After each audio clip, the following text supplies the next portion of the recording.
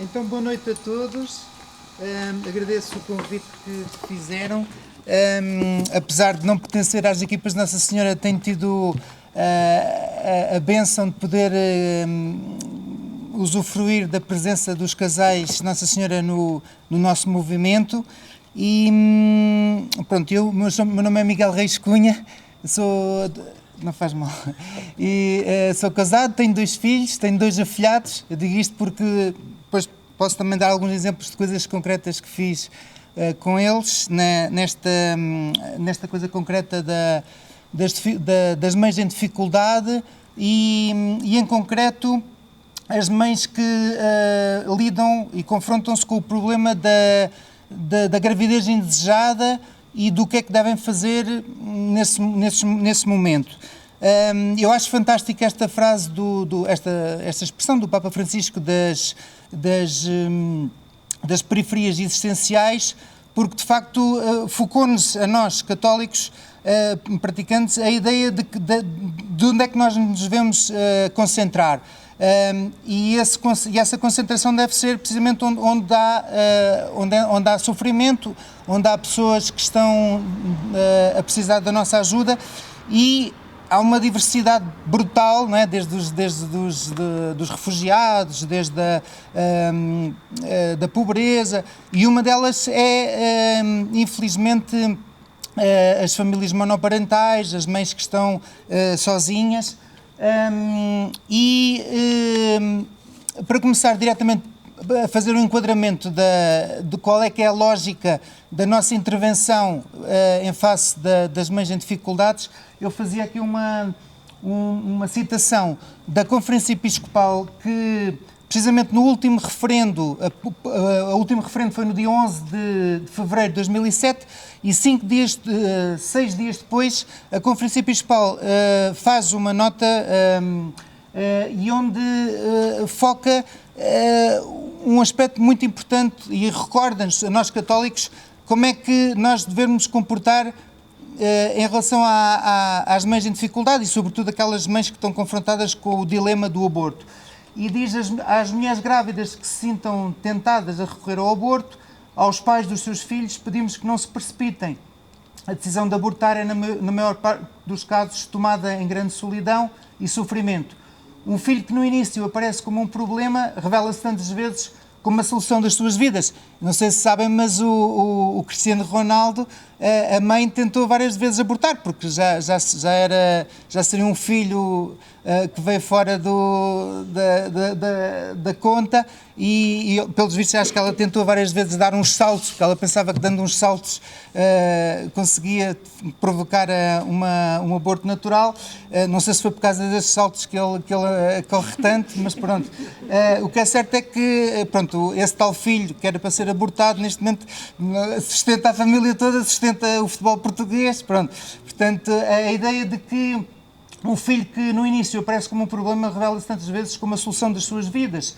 Tantas mulheres que abortaram sentem mais tarde que, se pudessem voltar atrás, teriam evitado o ato errado.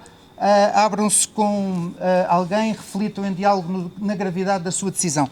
E isto é muito importante porque muitas das vezes nós éramos confrontados com pessoas que eram a favor do aborto e diziam assim: mas vocês lá do alto do vosso púlpito são contra o aborto, mas e vocês o que é que fazem? Quando a mulher está com dificuldades, o que é que vocês fazem? Limitam-se só a fazer citações da Bíblia? Pronto. E portanto, se puder passar... E, portanto, surgiu no fundo, esta necessidade de termos não só defendermos, e de facto é necessário ter uma boa teoria, estarmos bem convictos daquilo que acreditamos, das razões da nossa esperança, como dizia São Paulo, mas também agirmos depois em concreto.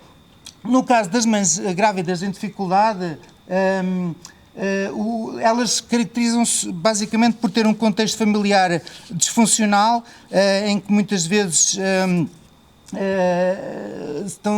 têm problemas, por exemplo, de carência afetiva, em que procuram, por exemplo, num príncipe encantado. O príncipe encantado já não virá no seu cavalo, mas vem compensar as suas lacunas afetivas. Pronto, e na realidade ela não é propriamente um príncipe encantado, é mais um predador que tem como objetivo passar ali uns momentos agradáveis e pronto. num contexto que não é um contexto de projeto de família, dão-se muitas vezes falhas de contracepção e surgem depois a tal gravidez indesejada. Outra das características é o alheamento e desinteresse do pai, ou seja, muitas vezes o pai diz assim: tu é que engravidaste, a culpa é tua, portanto resolve lá o problema.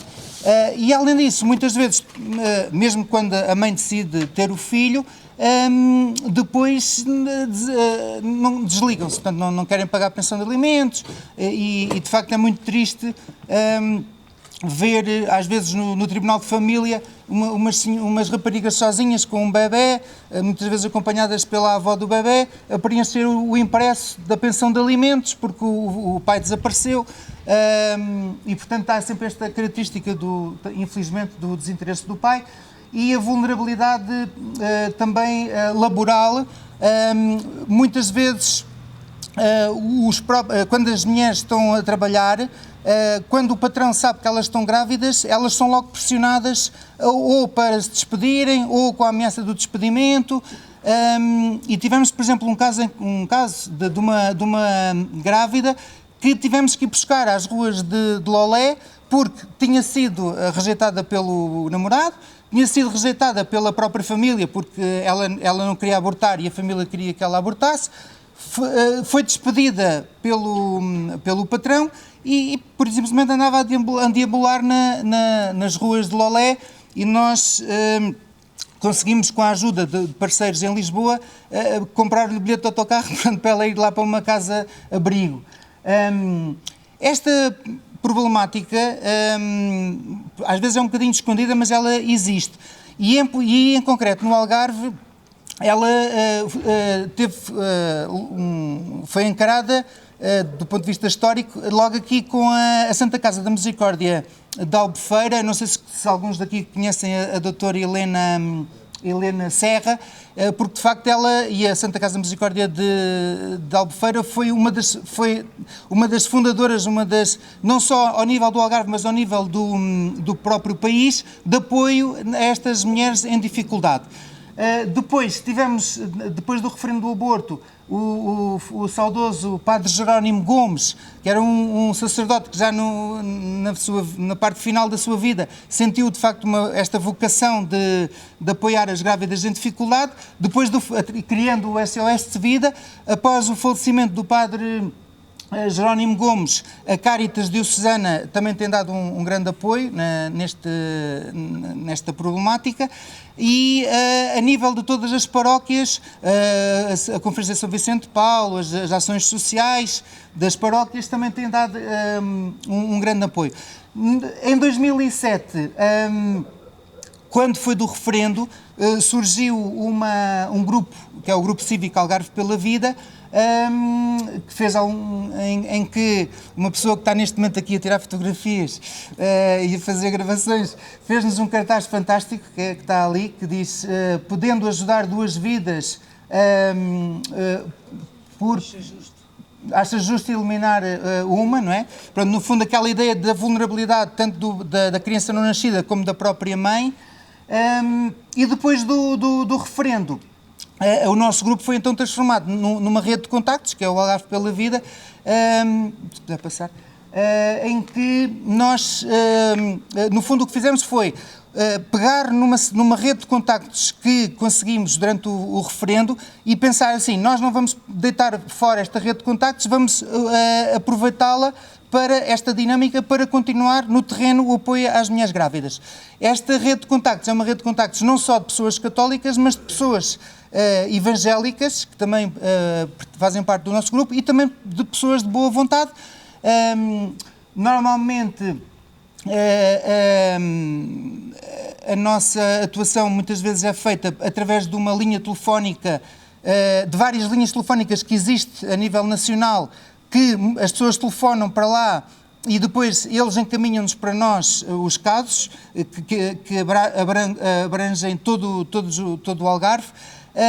E outras vezes também através das assistentes sociais do Hospital de Faro e do Hospital de Portimão, que muitas vezes nos encaminham pessoas com estas características. Os apoios são os mais variados, apoio de vestuário, apoio jurídico, porque algumas destas mulheres não querem ter a criança, portanto temos que dar-lhes apoio para elas encaminharem para a adoção, e também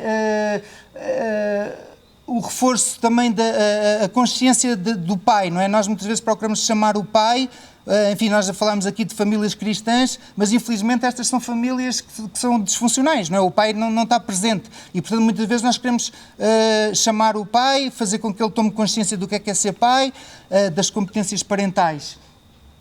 E, por outro lado, não nos cingimos apenas àquele momento em que a mulher está na dúvida se deve abortar ou não. Nós procuramos dar apoio, inclusivamente quando as crianças já são adolescentes e tudo, porque o apoio à vida, a vida não é só no momento da concepção, portanto, é desde o momento da concepção até à morte natural.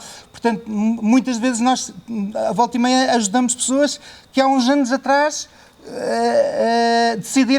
as mães decidiram não abortar, mas ainda hoje, volta e meia, quando elas têm alguma necessidade, nós apoiamos, porque precisamente a vida não é uma coisa que se mantém, não é? Até à morte natural. Se puder saltar, pronto. Eu, em relação aqui, iria dar dois testemunhos. Pronto, eu não sei se temos dois casais das equipas de Nossa Senhora que nos ajudaram imenso. Acho que não se importa que eu diga que é o casal Louro, de Lolé, que ainda hoje nos dão bastante apoio, e o outro é um casal que eu não sei se eles me autorizam a dar o nome ou não, pronto, que é de Faro, mas que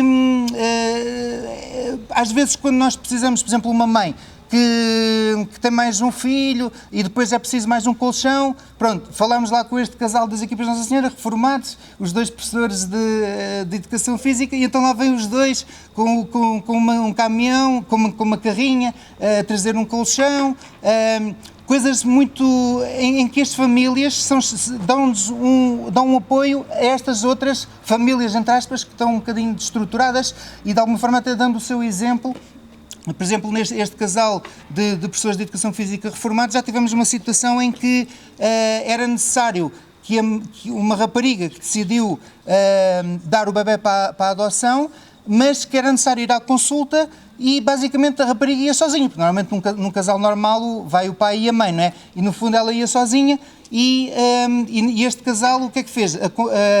Digamos, ofereceu-se e esse casal foi juntamente com esta rapariga à consulta do Hospital de Faro, da obstetrícia, pronto, e a rapariga sentiu-se muito mais acompanhada. Portanto, no fundo aqui um princípio dos vasos comunicantes, não é? Uma família que está super bem estruturada, pronto, digamos, a ajudar uma rapariga, neste caso não foi para ficar com a criança para si, foi para dar para a adoção. Pronto, que acaba por ser... Pode passar outra. Pronto. E a anterior, peço desculpa. Pronto. E por outro lado, na nossa própria família, eu também queria, por exemplo, nos meus filhos, muitas vezes, quando eu ia buscá-los à escola, muitas vezes era necessário ir fazer distribuição de alimentos. Porque, digamos, não basta só dizer nós somos contra o aborto, é necessário depois dar apoio concreto, muitas vezes ao ajudar no pagamento de uma renda, numa fatura da água ou da luz, obviamente não é uma forma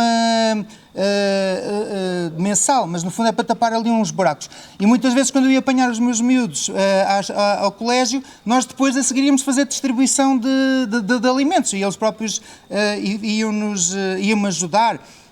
Também tive uma situação, por exemplo, com o meu afilhado em Lisboa, em que tivemos, o padre Pedro conhece, o Samuel, que tem 4 gêmeos, em que um dos gêmeos que tem um problema de saúde, teve que ser operado no Hospital de Santa Maria, estava lá a mãe sozinha, e pronto, eu por acaso também estava em Lisboa, e fui com o meu afilhado, fomos comprar uns chocolates, e pronto, e lá fomos, no fundo, aquela ideia de que o amor não deve ser só dado, por parte da nossa parte, nos momentos em que a mãe está com essa dúvida, vou ter o filho, não vou ter o filho, mas também depois, porque senão no fundo seria um bocadinho enganador estar a dizer assim, não, agora que já decidiste ter o filho, agora desenrasca. Pronto, portanto, é um bocado dentro do possível estarmos, dentro das nossas limitações, presentes naqueles momentos em que as pessoas estão com necessidades.